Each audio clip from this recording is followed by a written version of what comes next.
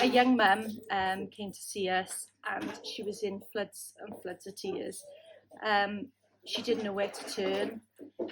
She knew her little one wasn't developing as he should, but nobody was taking any notice of her. Nobody was validating her feelings and what she was seeing.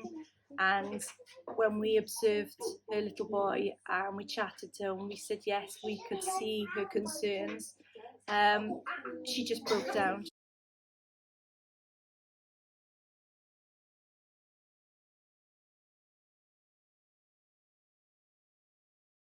The system is complex, it's challenging, it's very difficult for parents to navigate.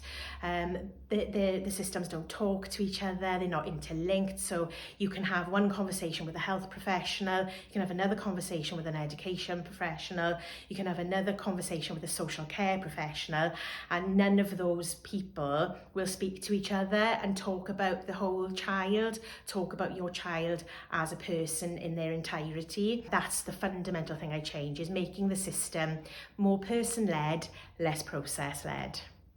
As parents, you just want what is best for your child, and it's a very, very difficult process to try and get them where you would like them to be. It's not, there are hurdles in the way, and it just seems to be that you get somewhere and you think progress is being made, and then it's just knocked back and you start again, and it's just that process just kind of keeps going on, and you don't think that this ever going to kind of end.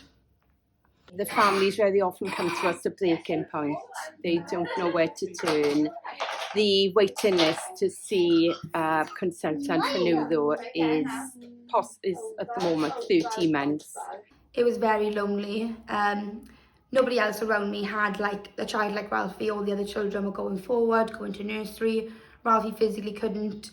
It would have been very lonely without Rainbows. Children are waiting up to 3 years for a diagnosis, and in the meantime there is no support available. We are so unique in the service that we provide. Parents are reaching out, they're desperate when they come to us, and if we weren't here, I really wouldn't like to think where the parents would be. I think ASD Rainbows is the only type of provision like this. And I don't know where we would be if it wasn't for Rainbows, really.